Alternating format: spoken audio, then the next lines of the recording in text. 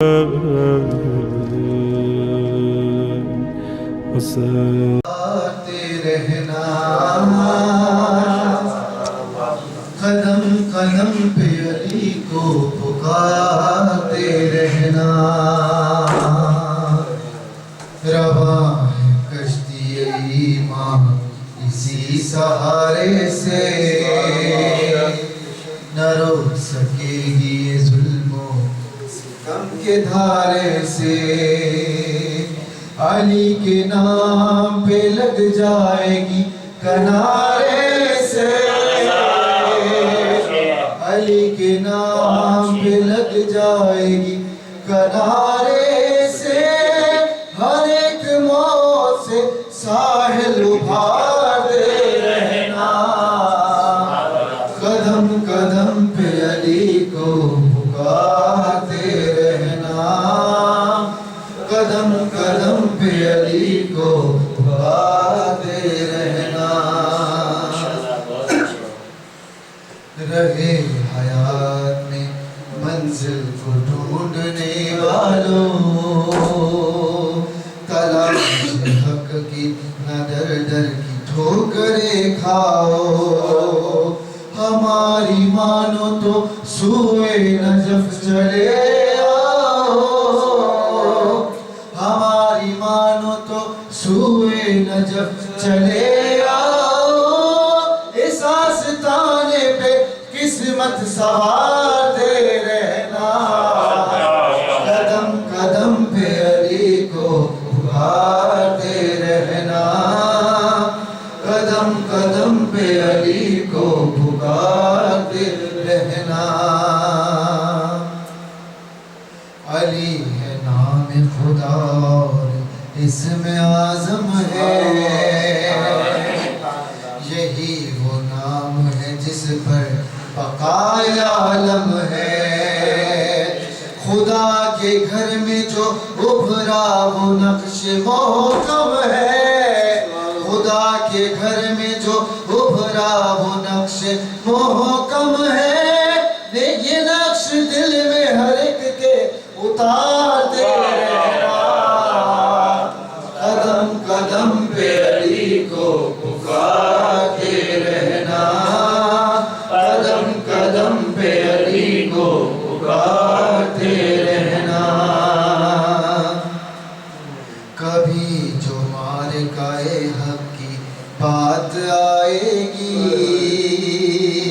نگاہ فکر ہنر آپ پر بھی جائے گی حنین و بدر احد کربلا بتائے گی حنین و بدر احد کربلا بتائے گی لکھا ہے کہ اس کے مقدر میں ہارتے رہنا قدم قدم پہ علی کو پکارتے رہنا قدم قدم پہ علی کو پکارتے رہنا نبی گواہ ہے ذکر علی عبادت ہے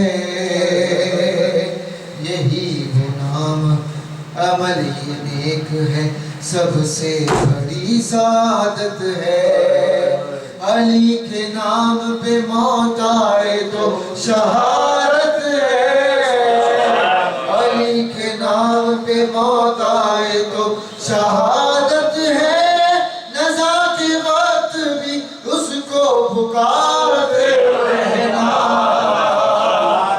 قدم قدم پہ علی کو پکارتے رہنا قدم قدم پہ علی کو پکارتے رہنا بسم اللہ الرحمن الرحیم الحمد للہ رب العالمین بارئ الخلائق اجمعین باعث الانبیاء والمرسلین والصلاة والسلام والتحیۃ والاکرام علی البشیر النذیر السراج المنیر سیدنا ونبینا وشفیعنا انشاء اللہ ابی القاسم محمد اللهم صل على محمد وآل محمد اللهم صل علیہ وعلى اہل بیتہ وراہل جلالک و جمالک واللعن علی اعدائهم الشاکین فیہم المنحرفین عنہم اجمعین. اما بعد فقد قال مولانا علی بن الحسین زین العابدین علیہم السلام واما حق اللسان فاکرامہ عن الخنا.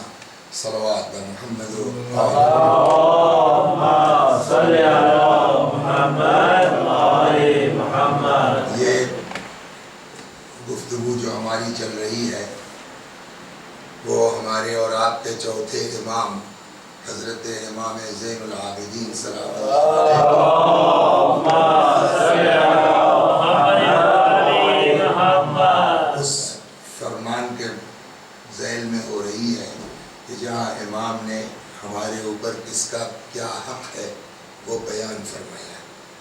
کل بات آئی کہ اللہ کے بعد انسان کا جو حق ہے وہ اپنے نفس کے اوپر. تو اب نفس کے اوپر حق یہ ہے کہ جو اعضاء و جوارح ہیں ان کا پوری طرح سے حق ادا کیا جائے. اعضاء و جوارح میں سب سے پہلے آغاز ہوا زبان کا. تو اب بات یہاں آئی کہ زبان سے کتنے گناہ ممکن ہیں. تو کل دو باتیں عرض ہوئیں. پہلا جرم زبان سے جو ہو سکتا ہے وہ گالی دینا. دوسرا ہے زبان سے جھوٹ بولنا. اسی کو تھوڑا سا آگے بڑھاتے ہیں پھر اس کے بعد تیسرے پر آتے ہیں. کل اس حدیث پر بات ختم ہوئی تھی کہ جہاں مولا امیر المؤمنین سلام اللہ علیہ نے فرمایا لا یجد عبد حقیقت الایمان.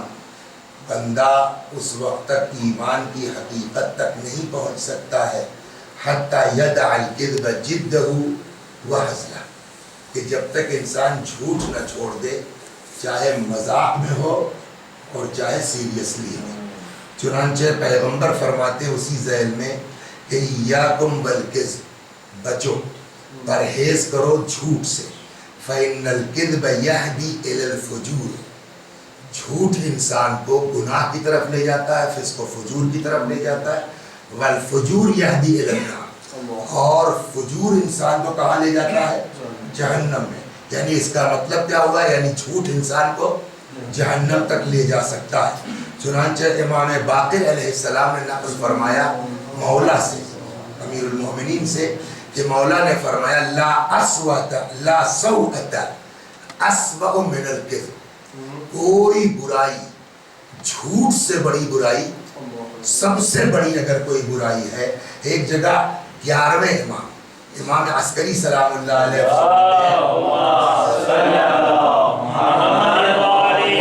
الخبائث فی بیت، ساری برائیوں کو ایک گھر میں بند کر دیا گیا ہے. وَجُعِلَ مِفْتَاحُهُ الْكِذْبُ، اور اس کی چابی کیا ہے؟ جھوٹ ہے. یعنی جھوٹ اگر ہماری زندگی میں آ گیا تو دھیرے دھیرے سارے عیب ہماری زندگی میں آ سکتے ہیں. تو وہ جو آپ کہہ رہے تھے راستے، وہ حدیث یہ اب آئی. پیغمبر کے پاس ایک آدمی آیا، اتا رسول اللہ صلی اللہ علیہ وآلہ، پیغمبر کی بارگاہ میں ایک شخص آیا، کہنے لگا یا رسول اللہ انی لا اصلی، میں نماز نہیں پڑھتا، وَأَنَا أَزْنِي، اور معاذ اللہ یہ گناہ بھی زنا کا بھی ہے، وَأَكْذِبُ، اور جھوٹ بولتا ہوں. یہ 3 جرم میری زندگی میں ہے. فَمِنْ أَيِّ شَيْءٍ أَتُوبُ، مطلب اس کا شاید یہ کہنے کا تھا کہ صاحب ایک چھوڑ سکتا ہوں، آپ جو کہہ دیجئے. تو ہم لوگ کیا کہتے بھیا نماز پڑھا کرو، زیادہ سے زیادہ اگر وہ ہوتے کہ ان الصلاۃ تنہی عن الفحشاء والمنکر، نماز جو ہے ہر برائی سے روکتی ہے. یا اور وہ ہوتے بھائی خبردار زنا مت کرو، اس کا بہت بڑا جرم ہے. لیکن پیغمبر نے کیا فرمایا؟ اس نے کہا ایک چھوڑ دو، میں نماز نہیں پڑھتا، میں جھوٹ بولتا ہوں، میں زنا کرتا ہوں، ایک چھوڑ سکتا ہوں، جو کہہ دیجیے آپ. قال من الکذب، پیغمبر نے فرمایا ٹھیک جاؤ جھوٹ مت بولنا. یہ خوش ہو گیا کہ میں جی سارا جو ہے وہ آدمی کو سستی نمازی پڑھنے میں تو آتی ہے، چلو اس کو جو ہے وہ نہیں فرمایا. پیغمبر جھوٹ چھوڑ دیا، چلیے نہیں بولیں گے.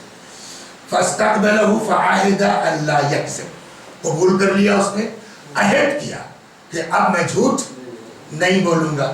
فلما انصرف وأعاد الزنا، چلا گیا. اب جب اس گناہ کا نمبر آیا تو فقال فی نفسه ان قال علی رسول اللہ حل زنیت، اگر پیغمبر نے پوچھ لیا کہ زنا تو نہیں کیا، اگر کہتا ہوں یس تو 100 کوڑے پڑیں گے، اور اگر کہتا ہوں نہیں تو وعدے کے خلاف ہوا۔ اس کے بعد کہتا کہ اگر جو پھر میں نے جو ہے وہ نماز کا وقت آیا تو نماز میں سستی آئی، چھوچا چھوڑو جانے دو، پھر میرا خیال ان سألنی رسول اللہ عنہا، اگر پیغمبر نے پوچھ لیا نماز کے بارے میں فَإِن قُلْتُ صَلَّيْتُ كَذِبْتُ، اور اگر میں کہتا ہوں کہ جی پڑھ لی تو وعدہ خلاف، یہ جھوٹ بولا۔ وَإِن قُلْتُ لَا، اور اگر کہتا ہوں نہیں تو پیغمبر سختی کریں گے، سزا دیں گے۔ فَتَابَ مِنَ الثَّلَاثِ، کیا کہتا صاحب ایسی چیز چڑھائی آپ نے کہ سب چھوٹ گیا، سمجھنا ہے جھوٹ اتنی بڑی۔ صلوات بر محمد و آل محمد۔ یہ انسان جو ہے، انسان 2 چیزوں سے مل کے بنا ہے، ایک کا نام ہے جسم اور ایک کا نام ہے روح۔ جسم بھی مریض ہوتا ہے اور روح کو بھی بیماریاں لگتی ہیں۔ جسم کی جو بیماریاں ہیں وہ ساری بیماریاں ایک جیسی نہیں ہیں۔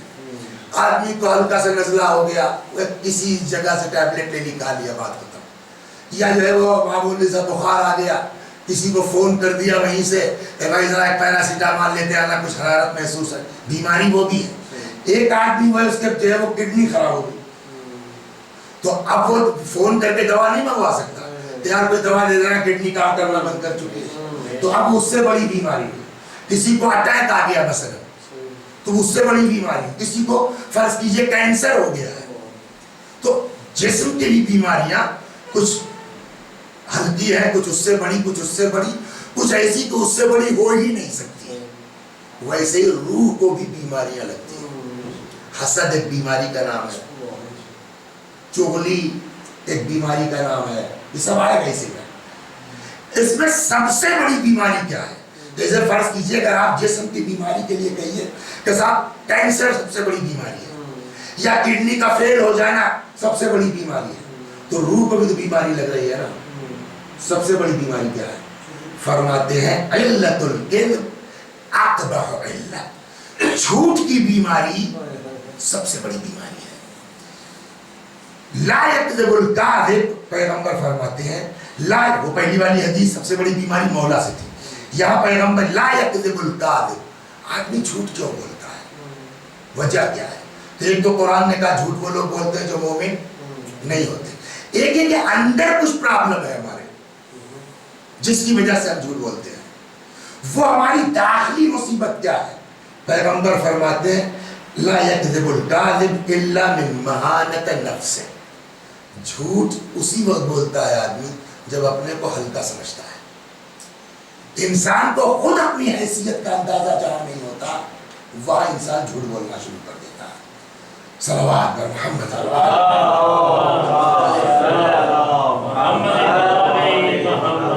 چنانچہ امام کاظم علیہ السلام 7ویں امام کے ایک صحابی ہیں جن کا نام ہے ہشام، اور ہشام سے بڑی روایتیں ہیں، اصول کافی میں باقاعدہ ہشام سے روایتیں موجود ہیں۔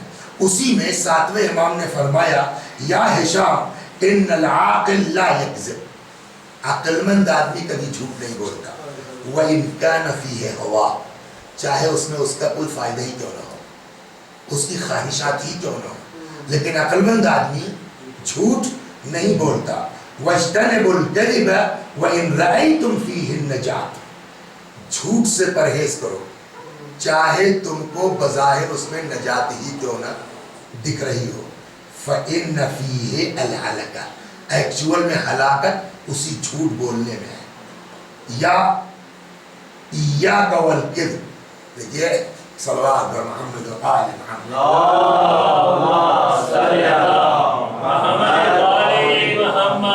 ہم جب پیدا ہوئے تو اللہ نے ایک شکل ہماری بنا دی، اور وہ شکل اللہ کا شکر ہے۔ اس دن میں نے عرض کیا کہ یہ ناک ہٹا لیتا، خالی 2 سوراخ ہوتے، کیا شکل لگتی؟ تو اللہ نے ایک شکل ہماری بنا دی، شکل اچھی ہے، لیکن اس کو ہم اپنے ہاتھ سے اور اچھا بھی بنا سکتے ہیں اور اپنے ہاتھ سے اور خراب بھی کر سکتے ہیں. اور اچھا کرنے کے لیے آدمی بیوٹی پارلر چلا جاتا ہے, یہ کریم لگا لو, وہ کریم لگا لو, یہ پاؤڈر لگا لو. ہمارے یہاں ایک بڑی مشہور ہے, کیا کہتے ہیں, فیئر اینڈ لولی, یہاں بھی ہوگی, وہ تھوڑا سا کر لو تو آدمی تھوڑا اچھا لگنے لگتا ہے. وہ بڑھیا والا صابن لے لیا, وہ شیمپو لے لیا جس سے 12 گھنٹے تک بال چمکتا رہتا ہے, تو آدمی اپنے کو بڑھا بھی سکتا ہے. ویسے ہی اچھی خاصی شکل خدا کی آدمی بگاڑ سکتا ہے. چہرہ اس کا بدصورت ہو سکتا ہے, گورا ہے, چٹا ہے, کریم سب لگا رکھی ہے, لیکن شکل دیکھنے میں اچھی نہیں لگتی. یہ آدمی خود اپنے عمل سے کر سکتا ہے. کہاں فرماتے ہیں ایاک والکذب, بچو جھوٹ سے, فإن الکذب یسود الوجہ, جھوٹ انسان کے چہرے کو سیاہ کر دیتا ہے. سیاہ کا مطلب یہ نہیں, بد شکل کر دیتا ہے. صلوات پر محمد و آلہ.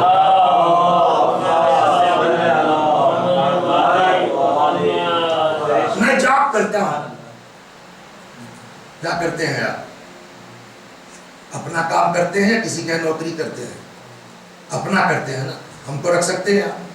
تو انہوں نے رکھ لیا ہم لوگ کہ چلو 15 دن رہو گے, دن بھر کوئی کام نہیں ہے تمہارا, تو ہماری آپ کی دکان ہے نا. اب محسن بھائی نے کہا بھائی چلو ان کو پتا نہیں کہ آدمی ایماندار ہے نہیں ہے, سمجھے, ابھی پگڑی لگانے سے تھوڑی کوئی ہو سکتا کہ ہم کو جانتے نہیں تھے, یہ جانتے تھے پرانے. تو انہوں نے کہا 15 دن آپ فالتو ہے ہماری دکان میں 10 بجے آیا کیجیے, ہم آپ کو شام کو جو ہے وہ 10-20 کچھ دے دیا کریں گے. میں ایک دن غائب ہو گیا. اچھا آدمی فری میں تو کسی کو نہیں پیسہ دے گا. مولوی صاحب نے کہا کہاں رہ گیا مولانا, اگر میں کہہ دوں گا موڈ نہیں ہوا آنے کا, سچ بول رہا ہے, تو آج کی تنخواہ یہ کاٹ لیں گے. تنخواہ بچانے کے لیے ہم کیا کریں گے؟ کیا بتائیں مولوی, آج اتنا زیادہ کمر میں درد تھا, اتنی تکلیف تھی, اٹھا ہی نہیں جا رہا تھا. اچھا کوئی بات نہیں, کوئی بات نہیں. انہوں نے بیچارہ اس دن میڈیکل کر کے وہ تنخواہ ماری جائے. تو یہ جھوٹ کیوں بولے ہم؟ روزی کے لیے, ہے نا. یہ جھوٹ کیوں بولے ہم؟ پیسے کے لیے. پیغمبر فرماتے ہیں کہ آج تم نے جھوٹ بول کر کے 50 پاؤنڈ لے لیا نا, کہ کہیں سے نکلے گا. شام کو واپس گھر گئے, معلوم ہے لڑکا گر گیا چارپائی سے نیچے. 50 پاؤنڈ بچایا تھا, 150 پاؤنڈ لگ گیا. توجہ فرمایا آپ نے. یہ کس پہ ناپا؟ یہ پیغمبر فرماتے ہیں الکذب ینقص الرزق, جھوٹ روزی کو کم کر دیتا ہے. صلوات کرتے ہیں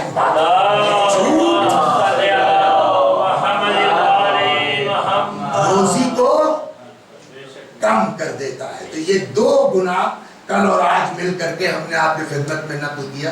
4-5 دن ہے, زیادہ بہت نہ رکا جائے, ایک پر تیزی کے ساتھ بڑھا جائے.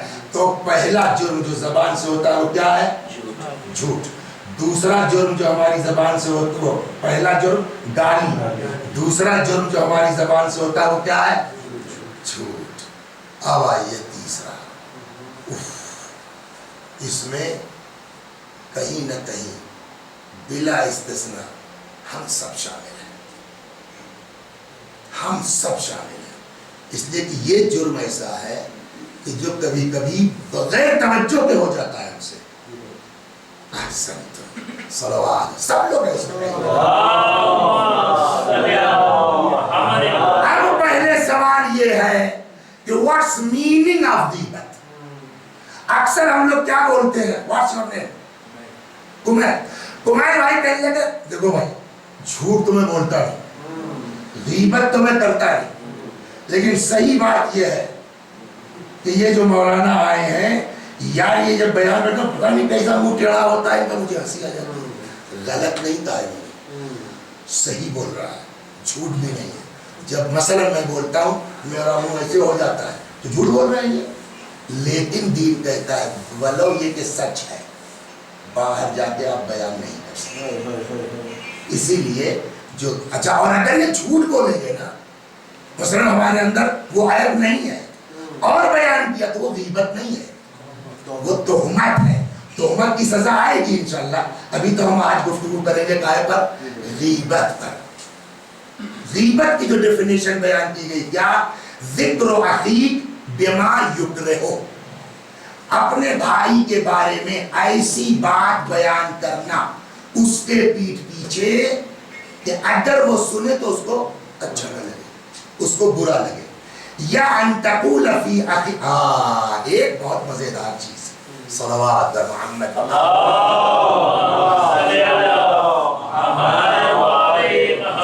دعائے کنائے پڑھتے ہیں نا؟ ہاں ماشاءاللہ بھائی، پرسوں نرسوں دعائے کنائے میں ایک جملہ ہے، کم من قبیح سترتا. پالنے والے کتنی برائیاں ایسی ہیں جس پر تو نے پردہ ڈال رکھا ہے. سترتا، تو نے چھپا رکھا ہے. اور خالی یہی نہیں کہ تو نے برائی چھپا رکھی ہے، پردہ ڈال رکھا ہے. وہ کم من ثناء جمیل، کتنی اچھائیاں ایسی ہیں. لست اہل اللہ، مجھ کو حق نہیں ہے. نشدہ، پالنے والے تو نے اس کو جو ہے وہ پبلک کے درمیان پھیلا رکھا ہے، عام کر رکھا ہے نا. تو اب ہمارے اندر کوئی عیب ہے، ان کو نہیں پتا، ان کو نہیں پتا، ان کو نہیں پتا، ان کو نہیں پتا. یہ ہمارے دوست کو پتا ہے، تمہارا نام بھول جاتا ہوں، میسم کو پتا ہے، ٹھیک. اور یہاں کسی کو نہیں پتا. میرے موبائل میں کوئی مثال ہے بھائی، اس کو سچ مت سمجھ لیجیے گا، میرے موبائل میں کوئی ایسی چیز تھی جو مناسب نہیں تھی ہمارے اعتبار سے، ان کی نظر پڑ گئی. اور پورے یہاں مومنین میں کسی کو پتا نہیں. اب ایک ایک کو پکڑ کے، قاسم انکل پتا ہے آپ کو مولانا کے موبائل میں یہ ہے، فلاں انکل مولانا کے. اللہ نے تو پردہ ڈال رکھا ہے. آپ سوچیے کتنا بڑا جرم ہے. کیا اللہ چاہتا تو یہ ہمارا عیب ظاہر نہیں کر سکتا تھا؟ بولیے. لیکن اللہ نے کم من قبیح سترتا، کتنی برائیاں جس پر اس نے پردہ ڈال رکھا ہے. آپ آئے ایک ایک کو پکڑ پکڑ کے، تو آپ میری غیبت نہیں کر رہے ہیں یا اللہ کے اگینسٹ جا رہے ہیں. آپ پردہ ڈالیے، ہم تو حق وقت نہیں چھپاتے. اور فرمایا نا، تو یہ کسی کی غیبت کرنا، یہ غیبت کرنا نہیں ہے، بلکہ جس کے عیب پر اللہ نے پردہ ڈال رکھا ہے، آپ وہ پردہ کھینچ رہے ہیں. تو آپ ان کی غیبت نہیں کر رہے ہیں، آپ اللہ کے مقابلے میں آ رہے ہیں. اور جو آدمی اللہ کے مقابلے میں آ جائے، صلوات محمد. میں سمجھا پایا کہ نہیں سمجھایا پایا بات. چنانچہ فرماتے ہیں غیبت کی تعریف میں کہ ان تقول فی اخیک، غیبت کہتے ہیں کہ اپنے بھائی کے بارے میں وہ بیان کرنا ما قد سترہ اللہ علیہ، جس پر اللہ نے پردہ ڈال رکھا ہے. اللہ نے پردہ. اچھا، اور ایک بات اور سن لیجیے. چلیے 2 دن کی بات چلے گی، مگر یہ قصہ بہت مزیدار ہے، سوچیے، یاد آ گیا. صلوات.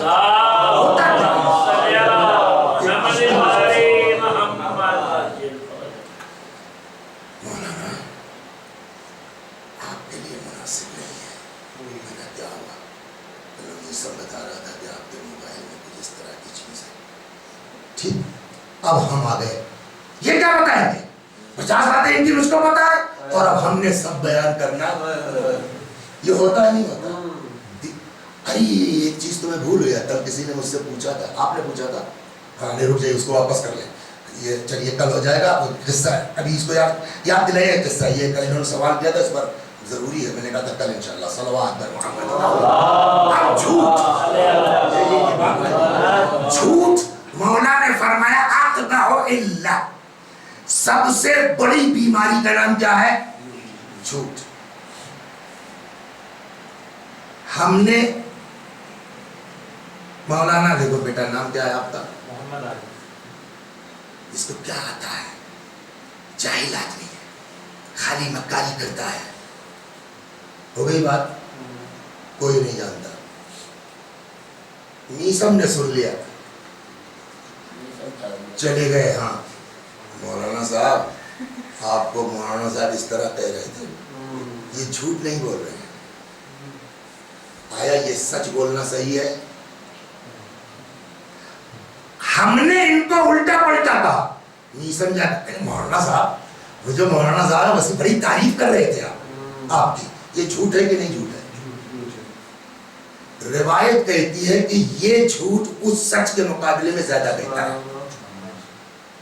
اسی لیے کہتے ہیں شیخ سعدی کا شعر بھی ہے، دروغ مصلحت آمیز بے زراستی فتنہ انگیز، وہ جھوٹ جس میں مصلحت پائی جاتی ہے یا دو لوگوں کو جھوٹ بول کر کے ایک کر دیا جاتا ہے، یہ جھوٹ کہیں بہتر ہے اس سچ سے جو سماج کے اندر فتنہ برپا کرتا ہے۔ صلوات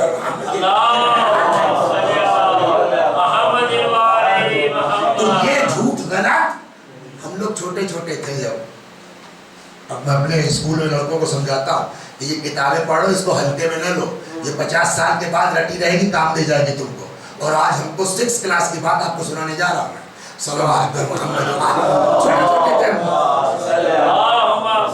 اور یہ واقعہ 77 یا 78 کے آس پاس کا ہے، جب جو 5th 6th میں نازمین پڑھتے، تو 6ٹھی کلاس میں ہم لوگ کے یہاں پرشین کی کتاب پڑھائی جاتی تھی، گلستان شیخ سعدی کی۔ تو پہلا باب اس میں تھا، اور پہلا باب اس میں قصے ہے، تو بچوں کے لیے قصہ آسانی سے رٹے گا بھی، زبان بھی آ جائے گی۔ اس میں ایک قصہ ہے، سنیے، اسی پر یہ شعر کہا شیخ سعدی کہ ایک آدمی کو بادشاہ کے سامنے لایا گیا، کاہے کے لیے؟ پھانسی کے لیے۔ بادشاہ نے جب دیکھا اس کو حکم دے دیا، ٹھیک ہے اس کو پھانسی پہ چڑھا دیا جائے۔ اچھا جب آدمی کو یہ امید ختم ہو جائے گی کہ کچھ ہو سکتا ہے، تب تو مرنا ہی ہے یار، جو چاہو بولو۔ اس پہ ایک عربی کا شعر بھی لکھا انہوں نے، اذا یئس الانسان طال لسانه کالنور المغلوب یصول علی القلب، کہ جب انسان مایوس ہو جاتا ہے تو اس کی زبان لمبی ہو جاتی ہے، جیسے وہ بلی جب اس کو یقین ہو جاتا ہے کہ اب بچوں گے نہیں تو کتے پہ جھپٹا مار دیتی ہے۔ تو اس نے بھی سوچا کہ اب تو مرنا ہی ہے، اس نے بادشاہ کو خوب بری پر جو ماں بہن گالیاں بکنا شروع، مرنا تو ہے اور کیا ہو جائے گا۔ دیکھیے کبھی کبھی ایک بات اور کہیں گے، نہ سننا بھی عقل مندی ہے، نہ سننا یہ عقل مندی ہے۔ بادشاہ بہرا تھوڑی تھا، تو آدمی چلائے گالی دے رہا ہے بادشاہ کو تو بہرا تھوڑی ہے۔ بادشاہ نے کہا کیا کہہ رہا ہے؟ یہ بھی ایک اپنی عقل مندی اور سمجھداری ہے، ہر بات پر کبو مت، یہ بھی اپنی ایک سمجھداری ہے۔ بادشاہ نے کہا کیا کہہ رہا؟ ایک وزیر شریف النفس آدمی تھا، اس نے کہا وہ سرکار کی زندگی کی دعا مانگ رہا ہے۔ اچھا وزیر لوگ آپس میں تو ایک دوسرے سے چپکلش ہوتی ہے نا، ایک وزیر جو اس کا مخالف تھا اس کو چانس مل گیا کہ اب گئے بیٹا، اس نے کہا ہم جیسے وزراء کے لیے مناسب نہیں ہے کہ بادشاہ سلامت کے سامنے حق کے علاوہ کچھ اور بولا جائے۔ بادشاہ نے تو پہلے ہی گالی سن رکھی تھی۔ بادشاہ نے جواب دیا، کہا وہ جھوٹ بول رہا تھا، اس کے پیچھے مقصد یہ تھا کہ اس کی جان بچ جائے، آپ مجھ کو سچ بتا رہے ہیں تاکہ اور جلدی مر جائے وہ، لہذا اس کا جھوٹ زیادہ پسندیدہ ہے، جاؤ انہیں آزاد کر۔ تو اٹس عوام میں اتحاد پیدا کرنے کے لیے، دو بھائیوں میں، دو خاندان میں مصالحت کروانے کے لیے آپ کو جھوٹ بھی بولنا پڑ رہا ہے تو دین کہتا ہے آپ کو اس بات کی اجازت ہے۔ ہم نے جو ہے قاسم کو برا بھلا کہا، لیکن عارف صلی اللہ بولے جا گا مولانا آپ کی بڑی تعریف کر رہے تھے، آپ کے اوپر قیامت میں جھوٹ کا مقدمہ نہیں چلے گا بلکہ دو کو مصالحت کروانے کا ثواب دیا جائے گا۔ صلوات محمد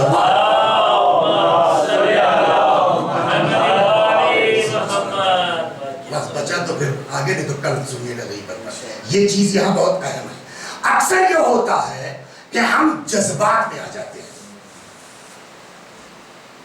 اور بدلے کی جو ہمارے اندر وہ ہوتی ہے، ہم کو انہوں نے اس طرح بدنام کیا ہے، ہم بدنام کر کے رہیں گے۔ یہ ہوتا ہے نہیں ہوتا ہے؟ دین کہتا ہے اس پر بھروسہ کرو، وہ لاکھ بدنام کیا ہے، تم صبر کر لو نا، تم برداشت کر لو، اللہ تم کو دفن نہیں ہونے دے گا جب تک اس الزام سے تم کو پاک نہیں کر دے گا۔ قرآن کہتا ہے وَمَن يَتَوَكَّلْ عَلَى اللَّهِ فَهُوَ حَسْبُهُ، جو اللہ پر بھروسہ کرتا ہے اللہ اس کے لیے کافی ہے۔ اور ایک سناؤ اور اپنے بچوں کو سنا دو. کبھی کبھی ایسا ہوتا ہے دیکھنے میں لگتا ہے کہ یہ ہے لیکن ہو سکتا ہے وجہ وہ نہ کچھ اور ہو. لہذا اپنی سوچ پر. ایک بزرگ عالم دین تھے, میں نے اسی لیے کتاب بند کر دی کہ بہت مزیدار ان کی 2-1 داستانیں آپ یاد آ گئے, یہ سن لیجئے, پھر پتہ نہیں کب موقع ملے, 4-5 دن تو بچے. صلوات محمد مرحوم سید مہدی قوام. نہیں کہ کسی کو برائی بیان کرنا, جہاں تک ممکن ہے کہ کسی بات کا صحیح مطلب نکال سکتے ہو تو اس کا صحیح مطلب نکال سکتے ہو. مطلب 5 احتمالات ہیں, 4 صورتیں وہ ہیں کہ جس میں یہ پھنس رہے ہیں. ایک اتنے یہ بھی ہو سکتا ہے, ہم کہتا ہے یہ بھی والے پر جاؤ, ہو سکتا ہے اس کا مقصد یہ رہا. انہی کے ایک شاگرد بیان کرتے ہیں صلوات بر محمد و آل. کیا نام ہے ان کا؟ مرحوم سید مہدی قوام. یہ اتنے بلند آدمی تھے. پہلے ان کا الگ سے قصہ میں آپ کو 2 سناتا ہوں, پھر ان کے ساتھ جو حادثہ ہوا وہ سناتا ہوں, پھر صبر کی جزا سناتا ہوں.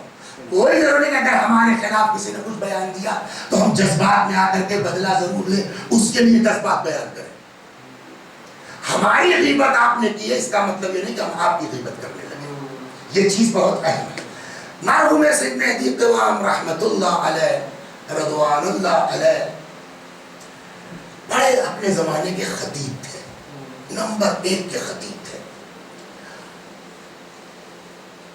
ایک شخص کہتا ہے کہ میں ان کے یہاں گیا ملنے کے لیے, ان کے گھر. تو ان کے گھر کے باہر دروازے پر ایک جو ہے وہ پھل والا ٹھیلا لگا کر کے پھل بیچا.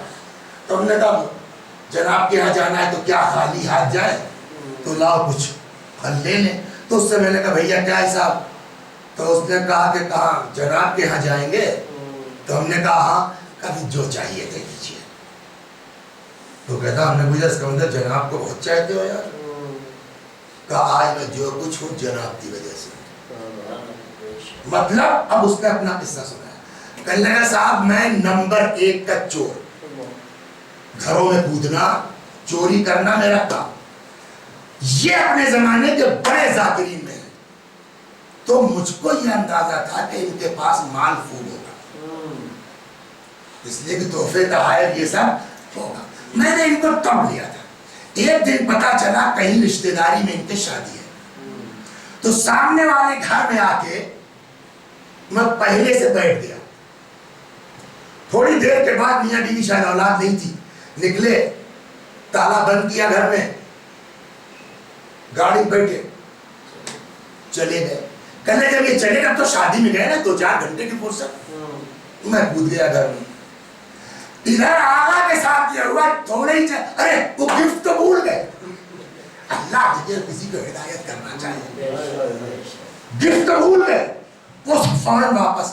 ادھر انہوں نے کیا کیا جلدی جلدی میں کہ مولانا صاحب کا بڑی زبردست تعلیم تھی قیمتی, اس کو لپیٹا اور اس نے کاندھے پہ رکھا. اب اندر دروازہ, ادھر دروازہ کھول کے نکلنا چاہتے, ادھر سے آگا اتباع. آپ دیکھیے سینس. ارے استغفر اللہ استغفر اللہ, اچھا ہوا کہ ہم گفٹ بھول گئے, پلٹ آئے. ہم تو بھول ہی گئے تھے کہ آپ کو ہم نے آج بلا رکھا تھا. آئیے آئیے آئیے آئیے لے کے اندر آئے. عیب چھپانا, اتنا بڑا چور اپنی چوری کر رہا ہے مگر نہیں چاہتے بیوی سمجھ پائے کہ یہ چور ہے. اور بیوی کو بھیجا کہ جلدی جاؤ چائے بناؤ بھائی, چاہو تھوڑی دیر میں چلتے ہیں. ان کو بیچاروں کو بلایا تھا, چائے بنائیے. لے کے آئے کمرے میں. یہ کب تک چلے گا, اس چوری سے کب تک گزارو گے؟ آخر تو بوڑھے ہو گئے, طاقت جواب دے گی تو سب کیا کریں, کچھ آتا ہے. ایک کام کرو, یہ اکیلی جو تم نے لی ہے نا اس کا کوئی دام نہیں ملے گا.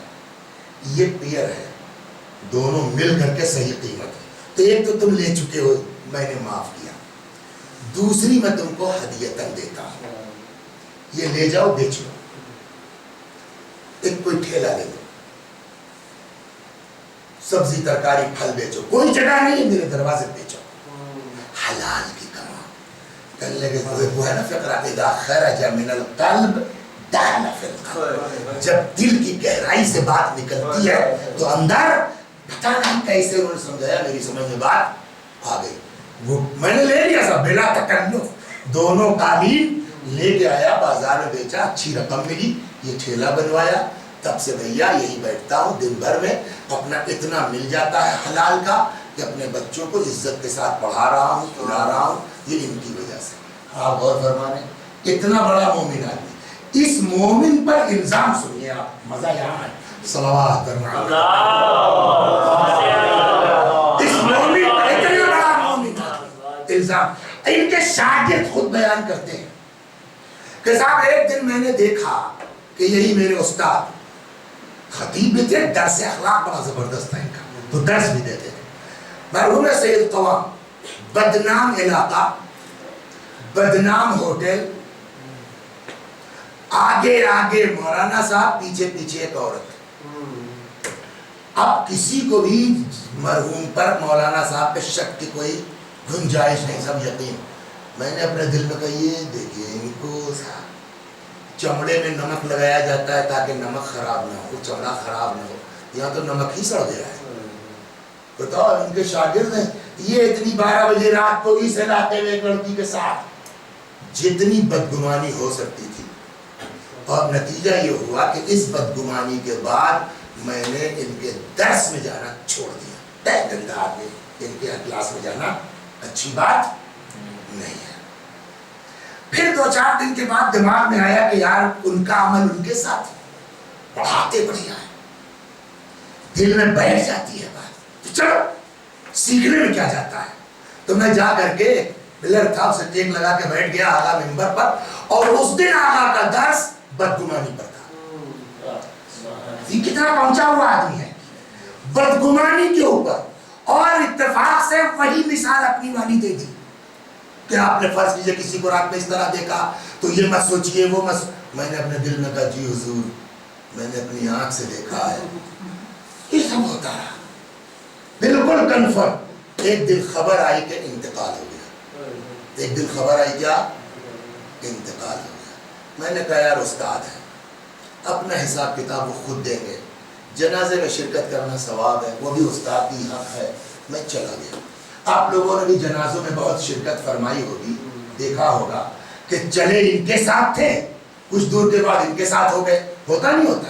تو اب جنازہ جا رہا ہے، پیچھے پیچھے لوگ، تب تک ان کے ایک اور شاگرد ان کے ساتھ جو بدگمان تھے وہ آ گئے. کیا آدمی تھا، خدا غریب کا رحمت کرے. یہ کہتے ہیں میں نے اپنے دل میں کہا جی میں بھی جانتا ہوں ان کے بارے میں. پھر اس دوسرے شاگرد نے کہا یار ابھی تو قبرستان دور ہے، کہو تو ان کا ایک قصہ جو میرے ساتھ ہوا ہے میں بتاؤں تم کو. کب بولو؟ کب فلاں جگہ ایام فاطمیہ کا عشرہ چل رہا تھا. آخری مجلس جس دن تھی 10ویں مجلس، چائے وائے کے بعد جماعت لے لا کے ان کو لفافہ دیا. اتنا بڑا ذاکر، اس کے پاس گاڑی نہیں ہے، میں شاگرد میرے پاس کار ہے. لفافہ رکھ لیا جیب میں اور مجھ کو پکارے گاڑی ہے تمہارے پاس؟ جی. جو اندر سے مومن ہوتے ہیں نا ان کے دکھاوا کم ہوتا ہے، اوپر سے ہنستے کھیلتے رہتے ہیں، اندر ہوتا ہے سب کچھ. تیرا گاڑی ہے تمہارے پاس؟ جی حضور. کہا یار لفافہ ملا ہے اور گاڑی لاؤ، چلو کچھ مستی کر کے آتے ہیں. تب میں نہیں سمجھا. میں نے کہا رہے حضور آپ کی مستی میں بھی کوئی نہ کوئی ثواب ہی کا کام ہوگا. کہا چلاؤ. بیٹھا لیا میں نے، میں خود ڈرائیو کر رہا تھا. چلو کہاں؟ ادھر چلو، وہی بدنام علاقہ. میں نے کہا جی کا چلو. میں کہہ رہا ہوں کیا پیسہ ملا کچھ مستی کر کے آتے ہیں. اتنا اثر تھا استاد، میں نے گاڑی گیئر میں ڈال دی، چل پڑے. وہاں گئے تھے، رکو، روک دی. وہ لڑکی سامنے دکھ رہی ہے، جی اس کو بلانا. کیا کہ میں نے جو کہا وہ کرو. میں نے تم سے کہا نا کہ لفافہ ملا کچھ مستی ہونا چاہیے، رکھنا اس کو. لگے اب میری عجیب ہے کہ یہ استاد کہاں، یہ کیا حرکت ہے. لیکن پتہ نہیں کون سی وہ تھی کہ میں چلا بھی گیا. اور میں نے اس سے کہا کہ صاحب مولانا بلا رہا ہے. وہ بھی کسٹمر سمجھے، معاف کیجیے گا ممبر سے اس طرح کی لفظ استعمال کرنا پڑا. پچھلا دروازہ پیچھے نہیں، ادھر آؤ بیٹا. سامنے والے بلایا، وہ ابھی جو لفافہ ملا ہے نکالا، گئے. یہ پگڑی میری دیکھ رہی ہو؟ کہ یہ کیا کلر ہے بیٹا؟ اس کا ککالی ہے. ککالی کا مطلب میں سید ہوں. سید کا مطلب اولاد فاطمہ. یہ لفافہ میرا نہیں ہے, یہ پیسہ میرا نہیں ہے. 10 دن میں نے وہاں مجلس پڑھی, مومنین نے چندہ کیا جناب فاطمہ کے نام پر, مجھ کو دیا. تو یہ پیسہ جناب فاطمہ کا ہے, یہ پیسہ لو تم. میں نے اپنا ٹیلی فون نمبر ایڈریس لکھ دیا ہے. کم ہو جائے گا, ختم ہو جائے گا, مجھ کو پھر فون کر دینا. میرے تعلقات ادھر ادھر ہے, میں کوشش کروں گا کہیں معقول رشتہ مل جائے, تیری شادی کروں. بیٹا آج شب شہادت فاطمہ, فاطمہ کے نام پر یہ گناہ چھوڑ. وہ پورا لفافہ جو اشرے کا ملا تھا مرحوم سید قوام نے اس مومنہ کو, اس عورت کو دے دیا. کچھ سمجھ میں آیا؟ یہ کیوں بلا وجہ انہی کے پاس کے شاگرد آئے قصہ سنانے کے لیے؟ تم بدگمان تھے نا, تم ہمارے لیے کرو, ہم تم کو دفن نہیں ہونے دیں گے جب تک تم کو پاک نہیں کرتے.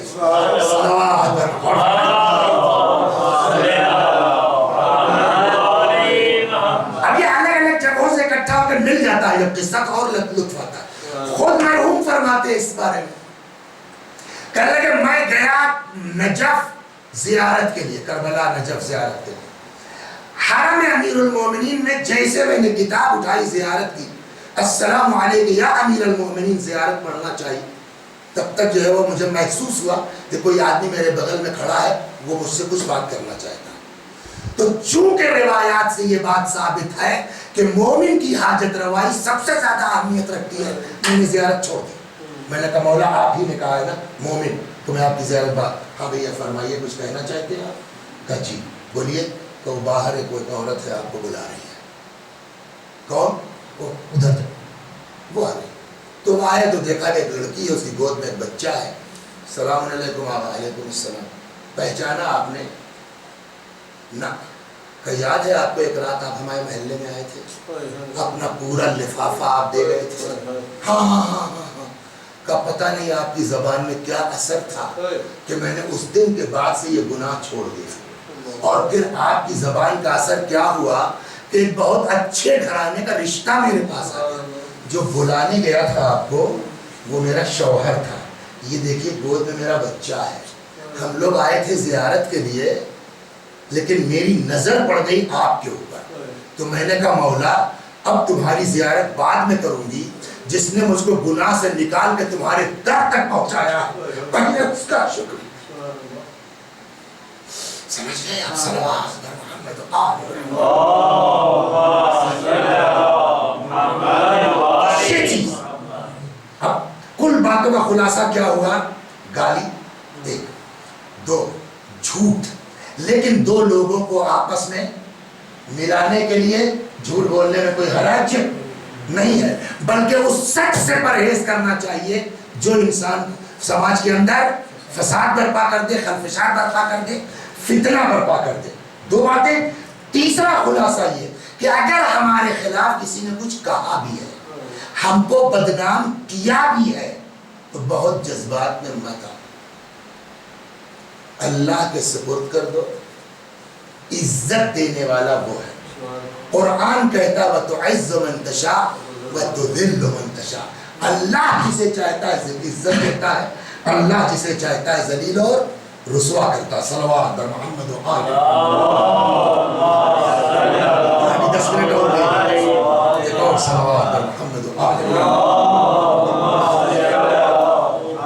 تو کہنے کا مطلب یہ ہے کہ ہم کو جواب میں بھی کسی کو بدنام کرنے کا حق نہیں ہے.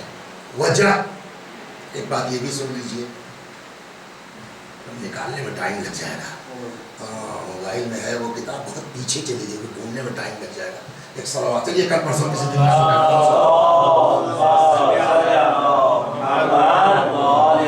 چنانچہ قرآن مجید کہتا ہے. اس لیے بھی یہ چیز خلاصہ یہ کہہ دوں کہ فرض کیجئے آپ کہیں گے صاحب قرآن تو اجازت دیتا ہے لا يحب اللہ الجہر بالسوء الا من ظلم. مظلوم کو اپنے اوپر ظلم بیان کرنے کا حق ہے, بے شک ہے, اس سے کوئی شک نہیں ہے. لیکن ایک بزرگ گزرے ہیں ہمارے مرحوم نراقی، کیا نام ہے ان کا؟ یہ مرحوم نراقی باپ اور بیٹے دونوں اخلاقیات میں نمبر 1 پر ہے۔ ایک کی کتاب ہے فارسی میں ایک جلد میں جامع السعادہ، معراج السعادہ، دوسرے کی کتاب ہے بیٹے کی 3 جلدوں میں عربی میں جامع السعادہ۔ یہ سب روحانی امراض ہی میں ہے، حسد سے کیسے بچا جائے، بغض سے کیسے بچا جائے، غیبت سے کیسے بچا جائے، اسی میں یہ فرماتے ہیں جو میں نے بات کہی ہے کہ جواب مت دو، یہ انہی کا فرمان تھا، اس کی وجہ وہ لکھتے ہیں کہ صاحب قرآن تو کہتا ہے نا کہ آپ بیان کر سکتے ہیں آپ کے اوپر جو ہوا ہے، ان کا بالکل اجازت ہے، پھر فرماتے ہیں لیکن جب ہم کو غصہ آتا ہے تو ہم اتنے پر نہیں رک پاتے جتنا ہمارے ساتھ ہوا ہے۔ بات کی سمجھ رہے نہیں سمجھ رہے؟ آپ کہیں گے صاحب قرآن کہتا ہے لا يحب اللہ الجہر بالسوء الا من ظلم، مظلوم کو اپنا ظلم بیان کرنے کا حق ہے، بالکل آپ بیان کر سکتے ہیں، یہ فرماتے ہیں ہاں حق ہے، لیکن عند فوران الغضب، جب ہم غصے میں آتے ہیں تو کنٹرول سے باہر ہو جاتے ہیں، پھر اتنے پر ہم نہیں رک پاتے جتنا ہمارے ساتھ ہوا ہے، تو جتنا ہمارے ساتھ ہوا ہے اتنے تک تو چھوٹ ہے، اس کے بعد اگر ایک لفظ بھی زیادہ، کاظم نے کہا یہ مولانا کیا ہے یار علی بھائی کس کو بلا لیا، جاہل آدمی، تو مجھ کو اتنا حق کہنے کا ہے کہ انہوں نے مجھ کو جاہل کہا ہے ہمارے ساتھ، لیکن پھر جاہل کہیں کا، خود جاہل گوار بدتو 4 لفظ کہہ دیا ہم نے، جاہل تک تو چل جائے گا نا، جاہل مقابلے جاہل برابر 0، اس کے بعد جو 4 لفظ ہم نے اور کہے ہیں اس کا حساب کون دے گا؟ تو اس کا مطلب یہ ہے کہ عقل مندی یہی ہے، بہتر یہی ہے کہ آدمی سرے سے اپنی زبان بولیے بند کر لے، ایک چیز، تو یہ تو ہو گیا کہ اگر ہمارے ساتھ کوئی کچھ کرتا بھی ہے تو اگرچہ بدلہ لینے کا حق ہے، لیکن بہتر یہ ہے کہ اگر ہم اس کو درگزر کر جائیں تو اللہ اس کا عوض ہم کو دے گا، ایک تو یہ ہو گیا۔ اب آئیے دوسری چیز، غیبت سے ہم چلے تھے، شروعات آج ہوئی غیبت سے۔ غیبت کسے کہتے ہیں؟ ہر وہ صحیح بات کسی کے پیٹھ پیچھے بیان کرنا کہ اگر وہ سنے تو اس کو پسند نہ آئے، ایک۔ دوسری تعریف غیبت کی یہ کی جاتی ہے کہ غیبت کہتے ہیں اس چیز کا اوپن کرنا جس پر اللہ نے پردہ ڈال رکھا ہے، تو اس کا مطلب ہم کسی انسان کی غیبت نہیں کر رہے ہیں بلکہ اللہ کے اگینسٹ میں آ رہے ہیں، اس نے جو پردہ ڈالا ہے ہم اس پردے کو اٹھا رہے ہیں۔ تیسری چیز، قرآن مجید جو غیبت کے بارے میں کہتا ہے شاید یہ جملہ کسی جرم کے بارے میں نہیں ہوگا، کہاں؟ سورہ مبارک حجرات، سب جانتے ہیں، مشہور ہے، ارشاد ہوتا ہے اعوذ باللہ من الشیطان الرجیم لا یغتب بعضکم بعضا۔ سلوات پر ایک مثال دیتا ہوں،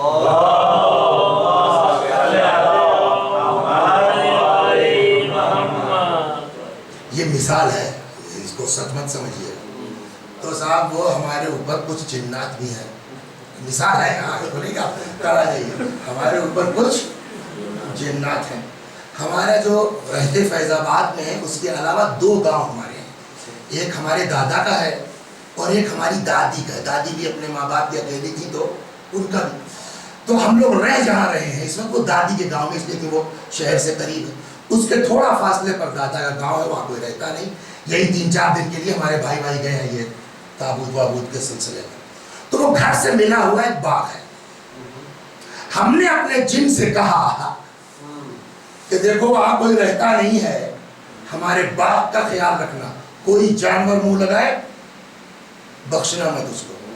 جن کی خصوصیت یہ ہے کہ یتشکل باشکال مختلفہ، جو شکل چاہے اختیار کر سکتا ہے، ہمارے جن نے کیا کیا، اس نے سانپ کی شکل اختیار کر لی، اور ایک کیا کہتے ہیں اس کو انگریزی میں نہیں معلوم، ہمارے اس کو کہتے ہیں گڈڈیا، جو جانور پالتے ہیں نا، بھیڑ بکریاں 100-200 گلے لے کے چلتے ہیں، گڈڈیا، تو وہ سارا اپنے 100 بھیڑے لے کے بکریاں لے کے ہمارے باغ میں گھس گیا، کاٹنا شروع کر دی، کوئی رہتا تو ہے نہیں، ہمارے جن کو اندازہ فوراً پہنچ کے اور اس نے جو ہے 50 بکریوں کو ڈس دیا اور 50 بکریاں وہاں بولیے مر گئے. اب کیا ہوگا؟ تو بڑا نقصان ہو گیا نا. پڑوس کا جو قصاب تھا اس کو پتا چلا کہ فلاں گرینڈیے کی 50 بکریاں ایک ساتھ مر گئی ہیں. اس نے کہا یار تو تمہاری سب مر چکی ہیں, ہم سے 5000 روپے لو اور چھوڑ دو 50 ہو جاؤ. اس نے کہا چلو سب دیا 5000 سے ہی وہ چلا آیا. اس نے کیا کیا, بڑے بڑے پوسٹر بنوائے. قصاب نے ماہ مبارک رمضان کی بنا پر, اس وقت ہمارے یہاں بکرے کا گوشت 650 روپے میں 700 750 روپے کیجی ہے.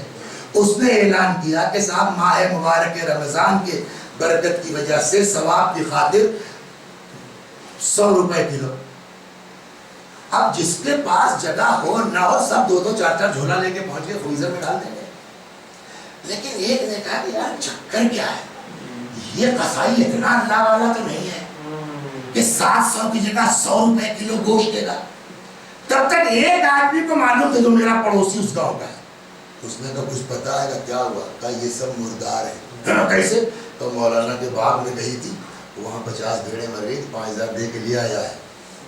اب جیسے ہی لوگوں کو پتا چلا کہ یہ سب مری ہوئی ہے, 100 روپے میں کوئی لے گا؟ ارے بھائی سنو سنو, 50 روپے دے دینا, میں چھوڑو.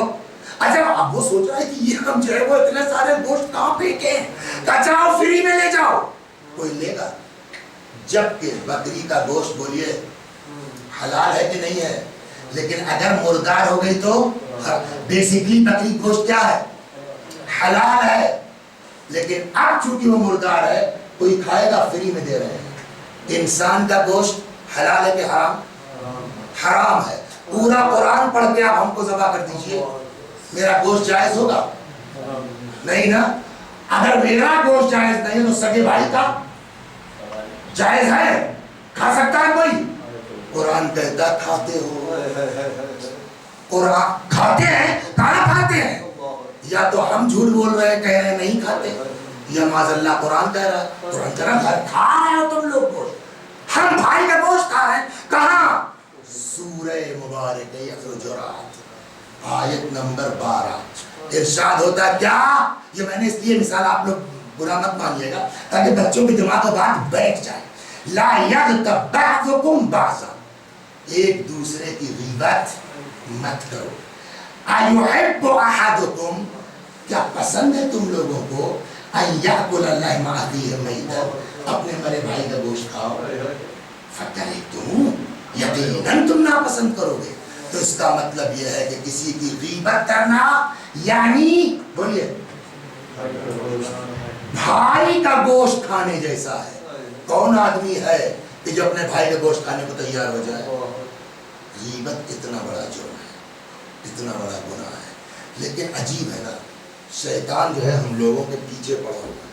جو اتنا بڑا جرم ہے اسی کو اتنا آسان بنا دیا ہے کہ باتوں باتوں میں ہم سے ہوتا ہے. یا اللہ, ابھی برسوں تیرے ولی علی کی شہادت کی تاریخ گزری ہے, اللہ تجھ کو تیرے ولی کا واسطہ ہم سب کو شیطانی وسوسوں سے محفوظ فرما. کبھی کبھی ہم لوگ بقول آیت اللہ العظمہ آئے بروجردی رحمت اللہ علیہ, انہوں نے کہا کہ میں جتنوں نے بھی مومنین وغیرہ نے غیبت کی ہوگی سب کو معاف کرتا ہوں سوائے طالب علموں کے, مولویوں کے, ان کو نہیں معاف کرتا. کیوں؟ اس لیے کہ یہ پہلے فاسق ثابت کریں گے, غیبت کو جائز بنائیں گے, اس کے بعد غیبت کریں گے. ہم لوگ یہی کرتے ہیں. میں جھوٹ نہیں ہو رہا ہوں, غیبت نہ ہو معاذ اللہ, اپنی آنکھوں بھی دیکھی بات کر رہا ہوں. میسا نے اس دن کیا حرکت کی تھی, پہلے ہم نے اس کو جائز بنایا, اس کے بعد غیبت کی ہے. 2 جرم ہے نا, ایک حرام خدا کو حلال کیا اور پھر اس کو انجام دیا, دوہرا جرم ہوگا. جبکہ امام حسین علیہ السلام نے, جانتے ہیں یہ دیکھیں 2 الگ الگ نظریات ہیں. ایک نظریہ ادھر ہے, 2 چیزیں تھیں متعتان کانتا فی زمن رسول اللہ, 2 متعے تھے پیغمبر کے زمانے میں حلال, انا احرمہما, میں اس کو حرام کرتا ہوں. یہ کس کا جملہ ہے نا؟ ادھر دوسرا نظریہ ہے کربلا میں. امام حسین علیہ السلام نے فرمایا مجھے کیوں قتل کرتے ہو؟ کیا میں نے حلال محمدی کو حرام کیا ہے یا حرام کو حلال کیا ہے؟ دو الگ الگ نظریات ہوئے نہیں ہوئے. امام حسین کا نظریہ ہے کہ جو حلال ہے وہ قیامت تک حلال، جو حرام ہے وہ قیامت تک حرام. ادھر کا نظریہ یہ ہے کہ نبی گئے ہم جو چاہے حلال کر لیں جو چاہے حرام کر لیں. اب اگر ہم غیبت کو پہلے فاسق ثابت کیجئے اس کے بعد اس کو جائز قرار دیجئے پھر غیبت کیجئے تو ہم ہیں کدھر کے؟ حسینی ہے کہ یزیدی ہے؟ صلوات پر محمد اس سے زیادہ شاید اور مناسب نہ ہو. یعنی غیبت کرنا بھائی کا گوشت کھانے کے برابر ہے.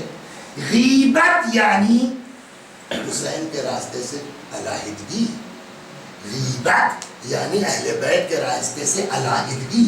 اللہ تبارک و تعالی ہم سب کو ان چیزوں سے محفوظ ہے. بس دو جملے مصائب کے اور ختم و دعا. کل بات یہاں تک پہنچی کہ جناب علی اکبر سلام اللہ علیہ جب واپس آئے تو 100 یزیدیوں کو مار کے بولیے پلٹے تھے. یہ موقع تھا کہ نہیں تھا کہ امام کہتے بیٹا بولو کیا انعام چاہیے؟ لیکن بجائے اس کے کہ امام کچھ کہتے علی اکبر نے ایسا جملہ کہا کہ آقا کا کلیجہ گواہ ہو کے رہ گیا. آئے فرمایا بابا العطش قد قتل، بابا پیاس مارے ڈالو. وثقل الحدید اجہدنی، اور اس پر سے یہ اسلحے کی سنگینی. بابا تھوڑا سا پانی مل جائے گا بابا.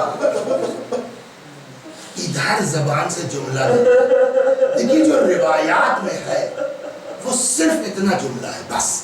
بقیہ علماء اور صاحبان مقاتل اپنا اپنا خیال نقل کرتے ہیں، وہ اس کو میں نقل کر رہا ہوں. روایت میں صرف اتنا ہے کہ جب علی اکبر نے کہا بابا تھوڑا سا پانی مل جائے گا تو امام نے بس ایک جملہ فرمایا بنیا ہاتھ لسانک، بیٹا اپنی زبان میں دہن کے قریب. کتاب میں بس اتنا لکھا کہ حضرت نے کیا فرمایا بیٹا ہاتھ لسانک، اپنی زبان میرے دہن کے قریب کر دو.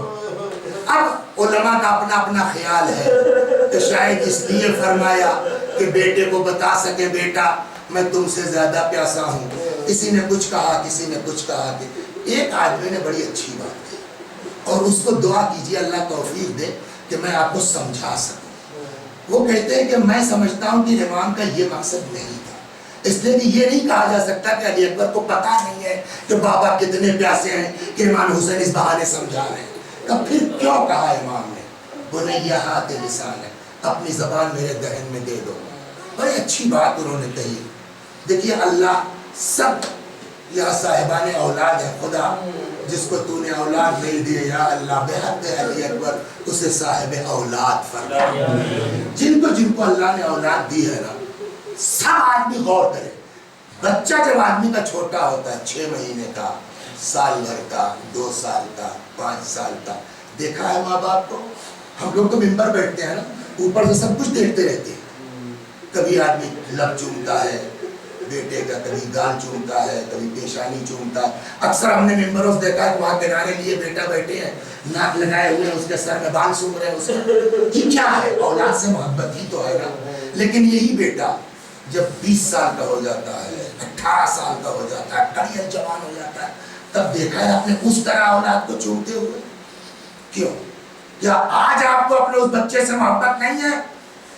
باپ کا جواب کیا ہوگا؟ محبت تو اس 2 سال کے بچے سے زیادہ اس 20 سال کے اولاد سے. لیکن ماں باپ اب جوان بیٹے کو چومتے ہوئے شرماتے ہے نا. یہ فطرت ہے نا آدمی کی. جوان اولاد کو چومتے ہوئے ماں باپ کو غیرت آتی ہے. جب 25,000 کے لشکر سے 100 لوگوں کو مار کے بھوکے اور پیاسے اکبر پلٹے ہیں تو بتائیے امام حسین کے جذبات نے کیسی کروٹ لی ہوگی. وہ کہتے شاید امام بہانے کی تلاش میں تھے کہ اپنے پیاسے بیٹے کے سوکھے لبوں کو چوم لے.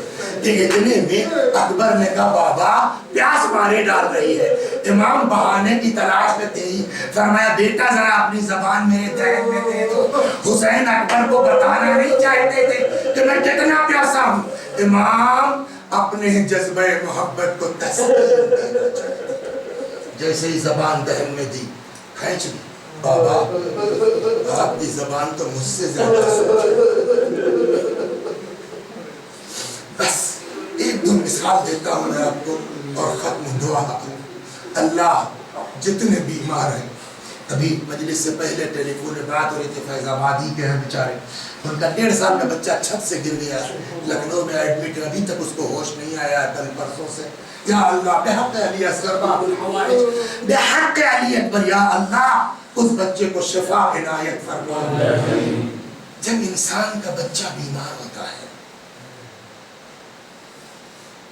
ہر طرف پریشان ہے نا, ہر طرف پریشان.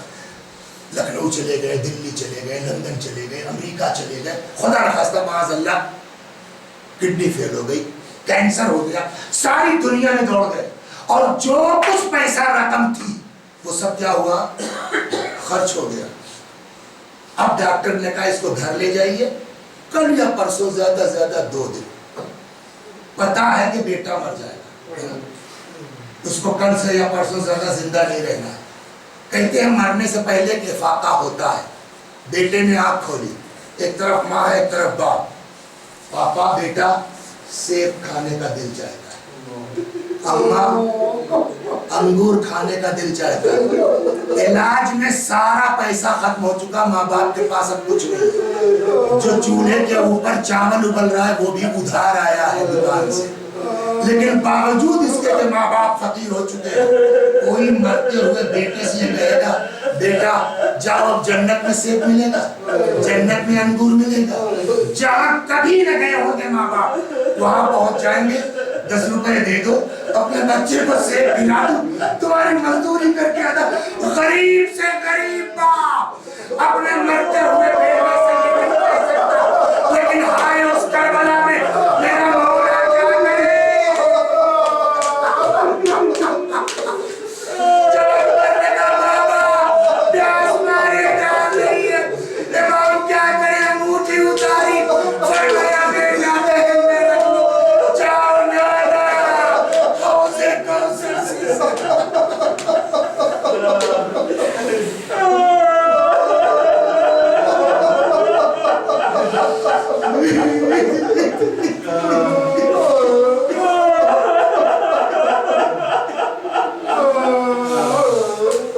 وسيعلم الذين ظلموا أي منقلب ينقلبون. إنا لله وإنا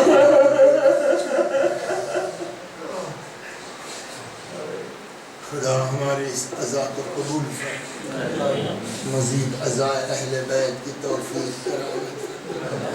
جب تک زندہ ہیں در اہل بیت سے وابستہ رہے, مرنے کے بعد جوار معصومین مجھے احترامت فرما. میں بھی پڑھتا ہوں, آپ بھی دہرائیے.